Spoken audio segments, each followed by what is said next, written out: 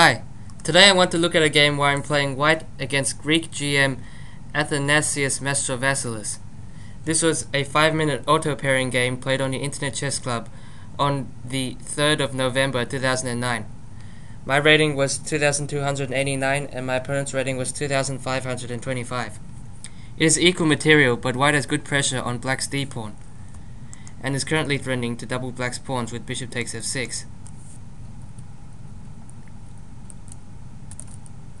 Black should probably play bishop e7, protecting the knight, when bishop takes f6, bishop takes f6, queen takes d5, rook a8, queen c5, g6, bishop c2, rook fe8, gives black reasonable chances of drawing.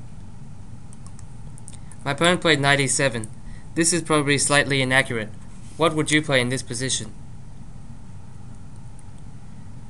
The simple retreat bishop c2 was good, when black has no good defense against bishop takes f6. Queen b6, bishop takes f6, g takes f6, queen d2, and white is clearly better, since queen takes b2 loses to bishop takes h7 check, winning the queen. But in the game I played bishop takes f6, which is also good. G takes f6, bishop c2, queen b6, queen d2 transposes to a variation we've already looked at. My opponent avoided this and played knight takes f5. My bishop is attacked, but I slipped in the Zwischenzug queen takes d5, attacking black's knight. Of course, g takes f6, queen takes f5 is very bad for black, who has a weak king in addition to his loss of material. Knight e7, bishop takes e7, bishop takes e7, rook ad1, rook ad8, queen e4 was also possible, with a clear advantage to white. In the game, my opponent played queen d7. My opponent sets up a trap to win my queen. What do you think white should play here? Rook e5 is the best move, interposing the rook. The rook is invulnerable due to the pin, and moving the knight, knight h6, is bad due to bishop e7, exploiting the pin on the queen. Rook ad8, bishop takes d8, rook d1, white exploits the pin again and wins easily. Instead, black should play g takes f6, rook takes f5, rook fe8, g3. And this is a similar position to what we looked at before, and white is clearly better. Instead, I interpose the bishop with bishop e5. Rook ad8, bishop takes d6. Knight takes d6, forced, as otherwise the knight would hang after queen takes d6, queen takes f5. And now Rybka really likes charging with the pawn after c4, queen c7, c5, knight b5, queen c4, giving white a clear advantage.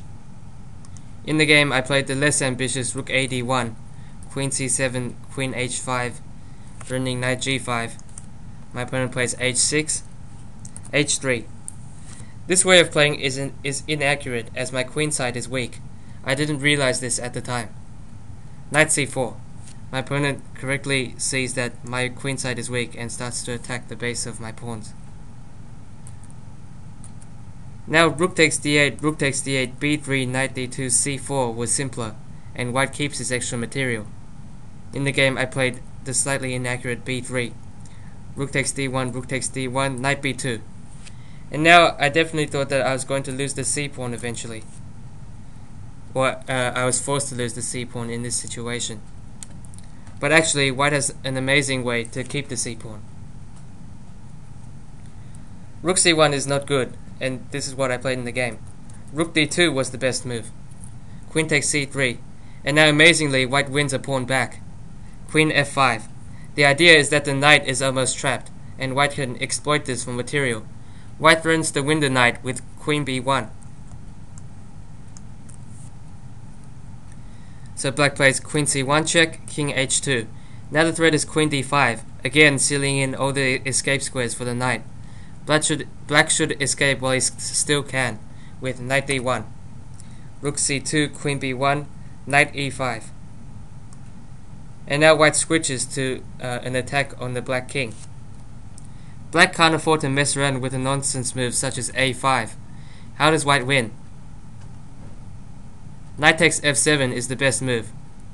And now knight takes f2 loses to knight takes h6 check, g takes h6, queen g6 check, king h8, queen takes h6 check, king g8, queen e6 check, king h8, rook c7. White has a devastating attack, and amazingly, black can do nothing about it. For example, queen h1 check, king g3, rook g8 check, king h4, and white's many threats such as queen h6 check or queen e5 check give him a forced win. Also, rook takes f7 loses to rook c8 check, rook f8, and now just rook takes f8 checkmate. Hence, black should play black on move 29, knight c3, which deserves an exclamation mark. Now black is exploiting the pin on the queen so that his knight can be free. Queen d3, knight b5, and now knight takes f7. This time black can't recapture since white has the discovery. For example, rook takes f7, rook c8 check, and white wins the queen. Or king takes f7, rook c7 check, and again white wins the queen. So knight d4 is the most tenacious. And now knight takes h6 check, g takes h6 is bad, and white wins again with queen g6 check, king h8, queen takes h6 check, king g8, rook c7, similar to before, and black has no counterplay.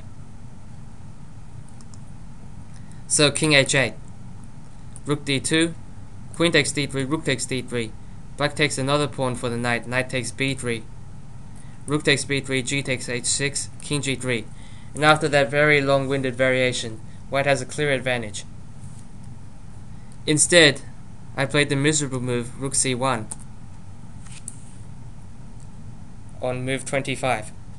Knight d3. Black wins the pawn back, since after rook c2, knight b4, black exploits the pin on the c-file. Of course, now rook c1, black wins the a pawn, and the c pawn is also weak after that. So I just move my rook away, rook e2. Queen takes c3.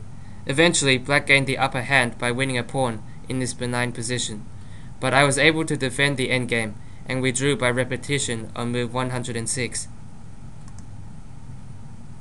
The draw is extended and funny, but it isn't interesting to analyze. You can look at the PGN by clicking on more info on the right.